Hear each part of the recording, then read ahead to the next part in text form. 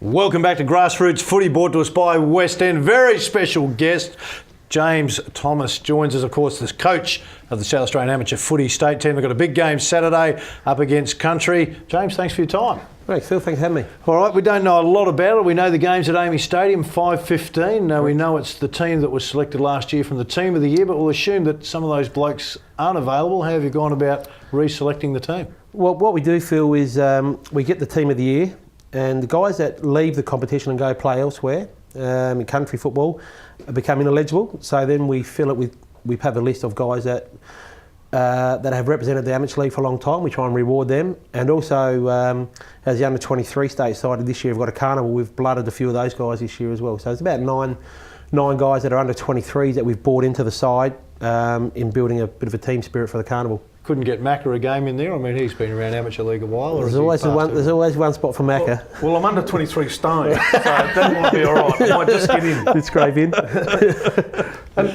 Jamie, you know, for coaching for 3 years as a state coach, how's that impacted on you with your coaching other teams? And well, it is pretty tough. It's very time consuming.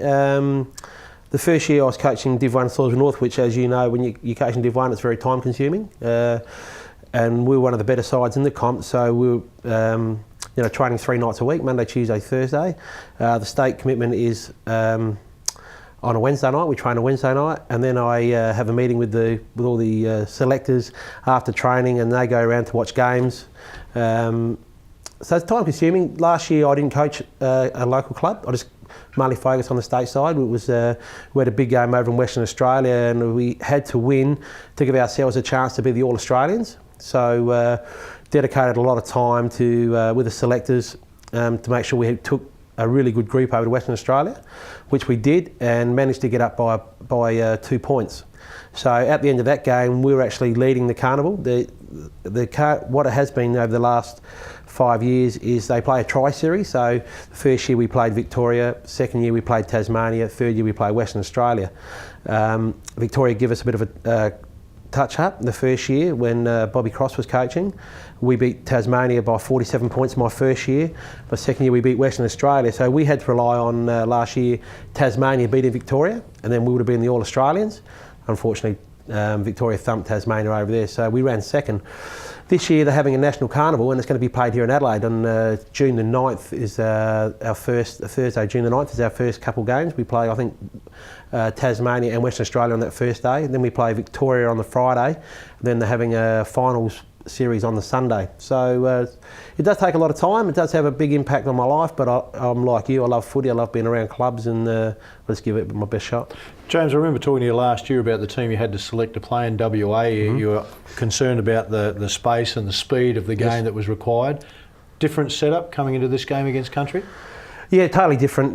When you're coaching under 23s, it's not so much about the physical size of the players, because mainly they're 21, 22, so they haven't really developed yet. So you can get away playing a few guys that are not as strong, but the state country side is a totally different issue. They have guys who have been playing country footy for 10 years, and they're big, strong men. And our state country played a carnival last year as well, so they had a squad that they'd put together for about 2 or 3 years. So they'd played the same boys in trial games and get-togethers for 2 or 3 years. So they actually were quite gelled as a side, where we sort of just come together a couple of weeks before. And Trent Mills coached last year and done a tremendous job with the state side. The reason I'm doing it this year, the Team of the Year coach normally gets a gig. I sort of made that happen last year, and that's why Trent. But with Stephen Hall not coaching this year in amateurs, he's unavailable, and Paul Sandico from Sacred Heart is no longer coaching in the comp, so he became unavailable. So instead of going down the list, I just said, look, I'll do it. I'll give the commitment, and so we've gone from there. All right, you talk about the players having a lot of their own club commitments. You're trying to get a fairly new group together. How many training sessions have you been able to have before this weekend? We've had 2 get-togethers. I wouldn't call them training sessions. Just a couple of get-togethers, because it's a scenario where you're putting a team together in a couple of weeks. And guys like Nick Smith from Spot was going to be in the centre. He done an ankle on Saturday, so he's unavailable. Will O'Malley from Ross Trevor has done an ankle, he's unavailable. Daniel Miller from Thornton North strained a hamstring, he became unavailable. So we're still at this stage, still ringing, making a few phone calls, a couple late callers in. Yeah, sometimes those get-togethers are pretty good. It's just a case of guys getting familiar. Actually, knowing the guy you're playing with is nearly as important as you'll be surprised, Phil, how close the guys are. But they all know each other. Yep. You know, just for instance, last week, because we trained at Kilburn, and we're sitting in the change rooms, and Chris Rodetti, obviously at the Gazer this year, but with Macca's Mob last year, came in the room and he played state footy with a lot of the guys in the last 3 or 4 years before it came 23s. All those guys that are generally made the team of the year are our elite players and all sort of played together over the last 3 or 4 years anyway. I was speaking to Albie Dennis, who's coaching the countryside, and we're going back to the sort of side, I asked him what sort of makeup his team will be, and he said yes, they'll be big physical group of players. Yep. Your side, do you think that you'll be looking to match that with the players you pick, or you'll be looking to use, I think Footy Park, a lot of run? We'll be going for speed. Yeah, to use quick runners, players. Real quick runners. Nick Jolly's not that quick. Well, you've got to have a mixed Macca, as you know. But hey, look, I've seen a lot of big blokes play footy, and Nick Jolly's one of the better ones I've seen with his commitment and his desire to chase and run down blokes. He played against Tasmania not 2 years ago, and we were so impressed with him. And last year he became unavailable for some reason, and we were really disappointed. But he's sort of committed himself for this year for the carnival, and you know, we know under your guidance, the last 3 or 4 years he's come a long way with his footy, and we're really looking forward to big things in the carnival from him. I think it's good because he actually looks forward to it, and you know, I encourage him to get involved in it. But I tell him not to play in it if he's not real good. I make sure you go and you're fit and you can perform at the highest you can play at. How is the commitment from all the other players? Do you feel that the players they're all in? You know. Oh, for sure. I've been quite surprised. Up before last year when Crossy was coaching, a lot of the A1 coaches didn't like their players playing. A couple of them got injured. There was a few boys from Modbury that got injured before during the state game. So, you know, a few of the coaches are hesitant to send their players out. But in general, I've had full support. The players themselves, I mean, when you talk about representing your state, suddenly there's a bit of a buzz. I sense the enthusiasm in your voice when you talk about it. Some guys can be a little blasé about it. I don't sense from what you're saying that anyone's like that in this group. No. The game this week, the boys are very committed, and you know, it's a great opportunity for us to prove that, and we like to get around a spree that the amateur league is the best league out of SAAFL footy. You know, so it's a great opportunity for us as a league to stamp our authority. You know, you hear stories of players going country, getting big dollars to go country, but at the end of the day, is it better to play in the best comp, or is it better to get paid big bucks?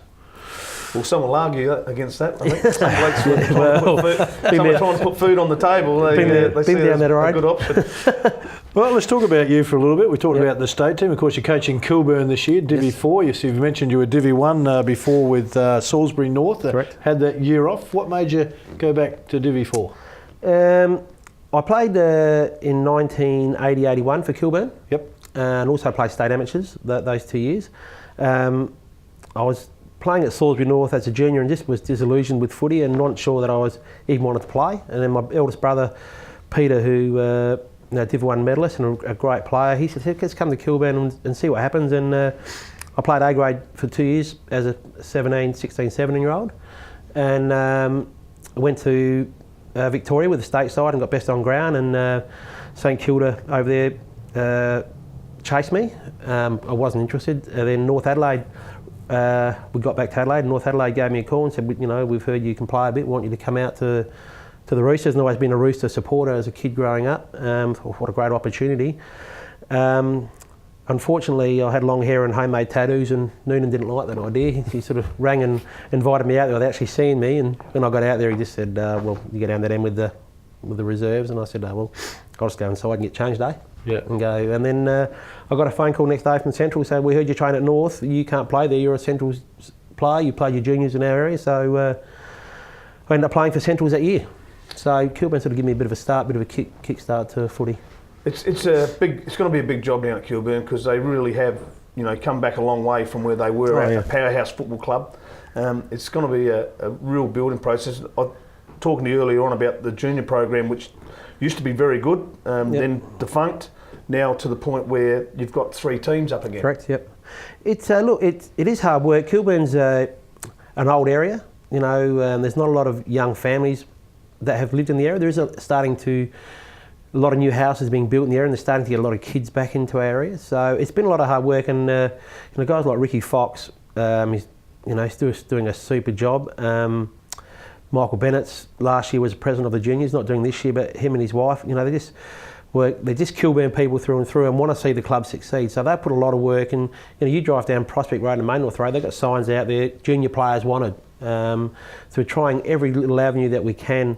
And also, with the SAAFL, they swap and change the area, the zones. We used to be North Adelaide zone, and we used to get all the kids from that area. Now we're West Torrens zone, Woodville West Torrens zone. So that sort of makes it hard for you to sort of focus. We don't want to be going into Prospect recruiting kids when we're sort of stepping out of our area and out of our zone. So, hey, it's hard work, but we're a very proud club. And we're determined to get to where we want to be. Stay with us, because coming out of the break, Jamie Thomas is going to talk a bit more about Kilburn. We're going to talk about what it's like to coach in the Amateur Football League with 2 of the big names that coach there, Jamie Thomas and Gary McIntosh. Back in a moment.